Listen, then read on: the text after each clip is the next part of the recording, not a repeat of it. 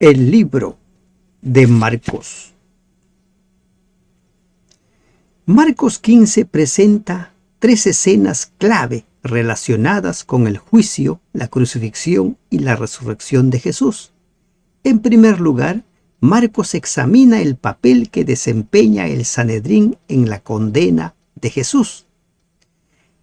Los sacerdotes y los otros dirigentes judíos aparecen como los antagonistas.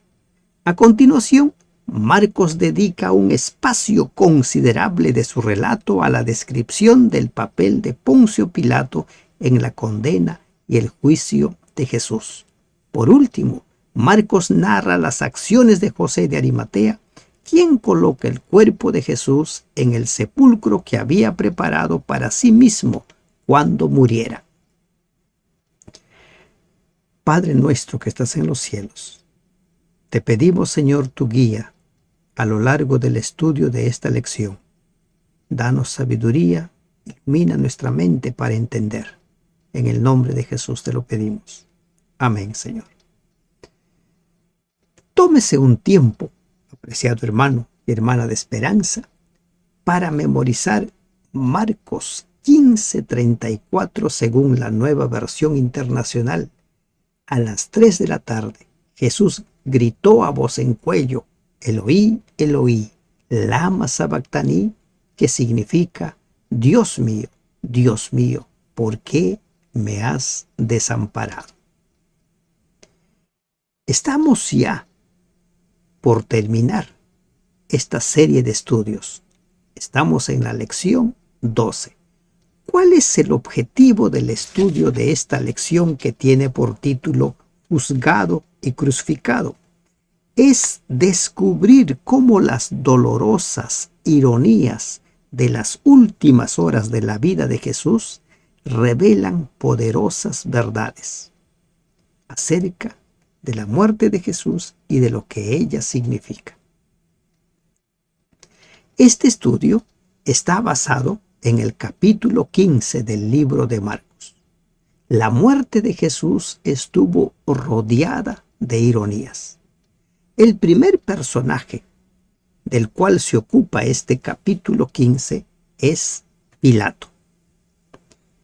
Leemos en el versículo 1 en adelante. Dice: muy de mañana, habiendo tenido consejo los principales sacerdotes con los ancianos, con los escribas y con todo el concilio, llevaron a Jesús atado y le entregaron a Pilato. Pilato le preguntó: ¿eres tú el rey de los judíos? Respondiendo él le dijo: tú lo dices. Con cierta ironía, Pilato pregunta a Jesús: ¿eres tú el rey de los judíos? Jesús no se queda callado. El Sanedrín acusa a Jesús, lo condena a Jesús por blasfemia. ¿Y cuál es esa blasfemia? Decir que Él es el Mesías, el Hijo de Dios. Pero los romanos no podían condenar a muerte por blasfemia. Por lo tanto, había que acusar a Jesús ante el gobernador romano, ante Pilato, por sedición. ¿Qué sabemos de Poncio Pilato? Fue gobernador de Judea entre los años 66 y 36 después de Cristo. No era un líder amable, y varias de sus acciones causaron consternación entre los habitantes del país. Por ejemplo, encontramos nosotros en Lucas capítulo 13, versículo 1, dice: en ese mismo tiempo estaban allí algunos que le contaban acerca de los galileos, cuya sangre Pilato había mezclado con los sacrificios de ellos. Aparentemente, en el juicio contra Jesús, Pilato se presenta como un gobernante débil, pero era terrible. Y este Pilato ahora debe decidir sobre la vida de Jesús. Pilato lo hace en son de burla cuando le dice: ¿eres tú el rey de los judíos? Y no lo hace una sola vez. Luego, siguiendo la tradición de esos tiempos, el gobernador podía dejar libre, indultar a un preso al que el pueblo pedía. En el versículo 8 dice: viniendo la multitud comenzó a pedir que hiciese como siempre les había hecho. ¿Y qué les dice Pilato? Pilato les responde diciendo: ¿queréis que os suelte al rey de los judíos? Y las masas dicen no, no, no y no.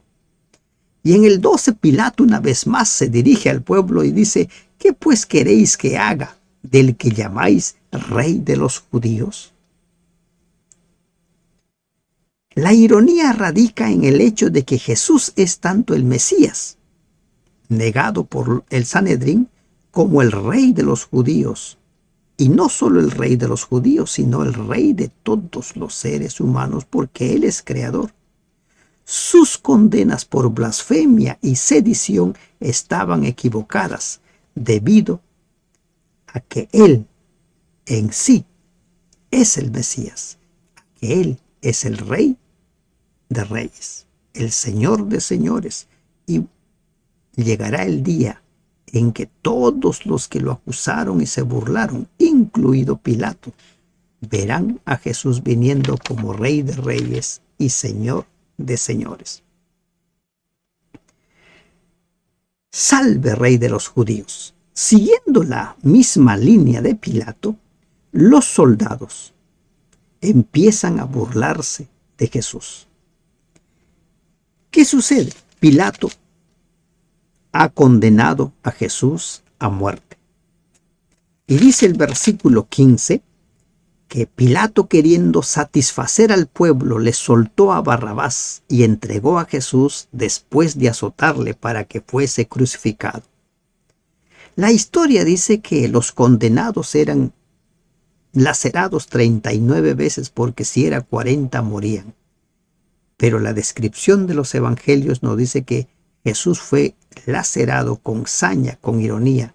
Los 40 deben haber quedado muy chico ese número.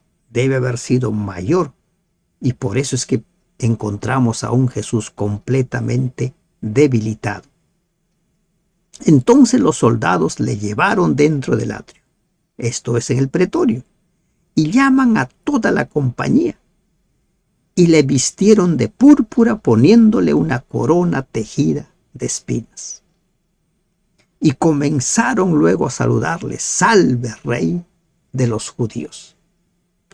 Los judíos o los soldados también pretenden burlarse de Jesús. Le ponen un manto de púrpura, que era el vestido real, el vestido de los reyes, es el color, y una corona, pero no una corona con diademas, sino una corona de espinas. Ellos se postran en son de burla.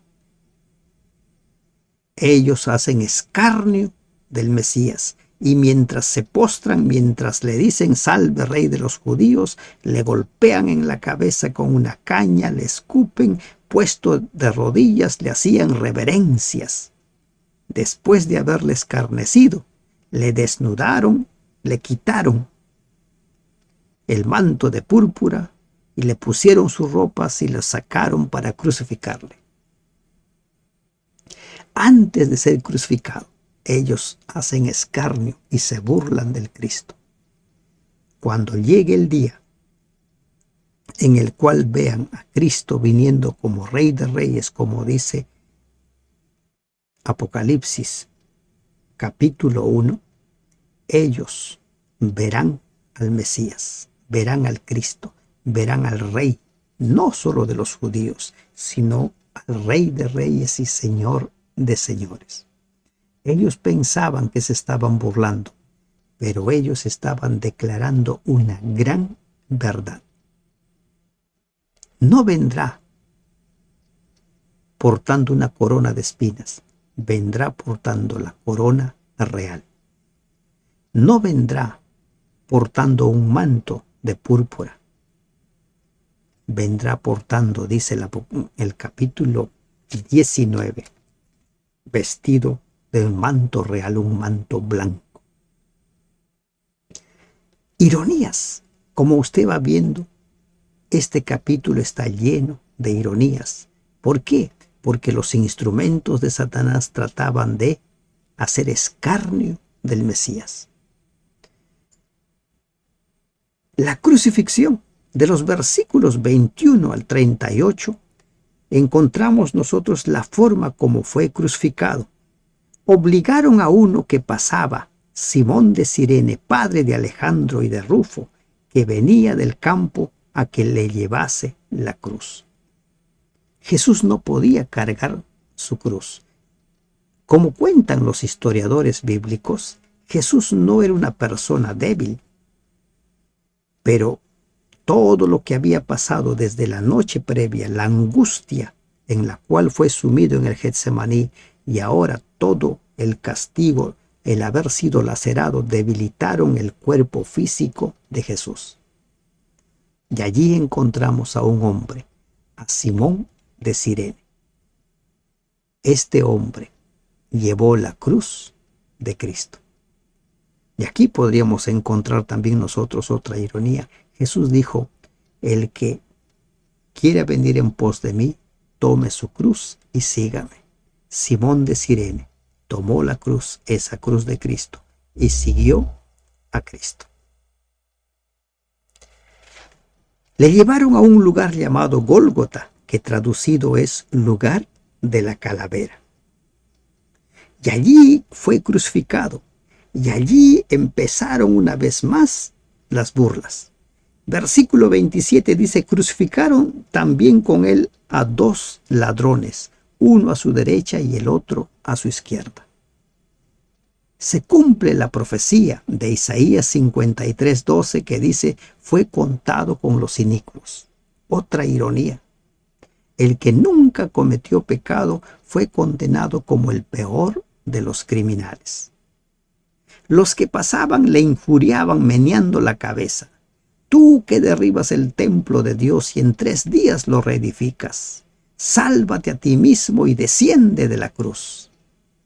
Cristo estaba muriendo allí, no para salvarse a sí mismo, porque él no había cometido ningún pecado como ser humano. Estaba muriendo allí para salvarnos, para dar su vida por nosotros, para pagar esa deuda enorme, la deuda. ¿Cuál era esa deuda? La paga del pecado es la muerte, y con su vida pagó nuestra deuda. A la hora 6 hubo tinieblas sobre la tierra hasta la hora 9. El mundo estaba sumido en tinieblas, y ahora la naturaleza se manifiesta. Todos, casi todos los que estaban presentes ahí, estaban haciendo escarnio, y ahora la naturaleza cubre a Jesús. Dicen algunos comentaristas bíblicos de que Jesús fue crucificado completamente desnudo, y con esas tinieblas Dios cubrió a su Hijo. A la hora 9, Jesús clamó: Eloí, Eloí, Dios mío, ¿por qué me has desamparado? Se cumplió letra a letra, palabra a palabra, la profecía que anunciaba sobre su muerte, especialmente el Salmo 22. Mas Jesús, dando una gran voz, expiró. Muere Jesús. Entonces el velo del templo se rasgó de 2, de arriba hacia abajo. Se pone fin al sistema de sacrificios. Y la multitud había condenado a quien Pilato llamó el rey de los judíos. Y ahí en la cruz muchos se burlaban de Jesús. A otros salvó, pero con su muerte nos salvó a ti y a mí y a cada uno de los seres humanos. Otra ironía. Los suyos, como dice Juan, a los suyos vino y los suyos no le recibieron. Los suyos estaban burlándose, y ahora nos encontramos con el centurión. Un romano confiesa que él es el Hijo de Dios. Un romano. Leemos nosotros en el versículo 33 que las tinieblas cubren todo el lugar. Dios se manifiesta de una forma sobrenatural. Y clama Jesús, Elí, Elí, lama sabactani. Y vamos viendo nosotros los acontecimientos que se dan. Algunos creen que Jesús está llamando a Elías. Y cuando Jesús muere, después que se anuncia que el velo del templo ha sido rasgado, leemos en el versículo 39, y el centurión que estaba frente a él, viendo que después de clamar había expirado, dijo: verdaderamente, este hombre era hijo de Dios. Un romano, uno de los que estaban encargados de su crucifixión, ahora declara, tras ver todas las evidencias, que este era hijo de Dios. Pero como los líderes religiosos, como los enemigos de Jesús, los judíos, su pueblo, los suyos, estaban cegados como las tinieblas que estaban cubriendo la tierra, no podían ver las señales que sí este soldado vio y declaró: verdaderamente este es hijo de Dios. El centurión declaró categóricamente. ¿Por qué? Porque las señales eran muy evidentes. Y una última ironía que encontramos en este proceso: Jesús ha muerto. Todos sus seguidores han desaparecido. Solo por el Evangelio de Juan sabemos que el propio Juan estaba allí. Había unas mujeres que seguían. Quienes debían sepultar el cuerpo de Jesús no estaban allí. Cuando Juan el Bautista fue muerto, fueron sus discípulos, reclamaron su cuerpo para darle sepultura. Pero ahora no había nadie. Y uno del Sanedrín, el Sanedrín que había condenado a Jesús por blasfemia, uno de sus integrantes, a quien Marcos llama José de Arimatea, entra en escena. Cuando llegó la noche, porque era la preparación, es decir, la víspera del día de reposo, José de Arimatea, miembro noble del concilio que también esperaba el reino de Dios, vino y entró osadamente a Pilato y pidió el cuerpo de Jesús. No había quien sepulte el cuerpo de Cristo. Y sale a la luz un seguidor, un discípulo de Jesús en las sombras, un miembro del Sanedrín, va donde Pilato y reclama el cuerpo de Cristo. Ironías de la vida. Cuando parecía que no había nadie que se haga cargo del cuerpo, surge José de Arimatea para dar cumplimiento a la profecía de Isaías 53:9. Sería contado con los inicuos, pero su muerte en su sepultura estaría con los nobles. Pilato se sorprendió de que ya hubiese muerto, y haciendo venir al centurión le preguntó si ya estaba muerto, e informado por el centurión dio el cuerpo a José. Esta investigación que hace Pilato ante el pedido de José de Arimatea de confirmar de que Jesús está muerto es una evidencia de que en verdad Jesús murió. Los romanos sabían perfectamente cómo crucificar y cómo dar muerte a los condenados. Posteriormente se han levantado voces diciendo de que Jesús no murió, simplemente ahí aparentó que estaba muerto. Pero eso no es cierto, porque el registro bíblico dice que Pilato pregunta al soldado: ¿está muerto? Y Pilato había ordenado que se quiebre los pies para que mueran. Y cuando van a hacer esto, él ya estaba muerto.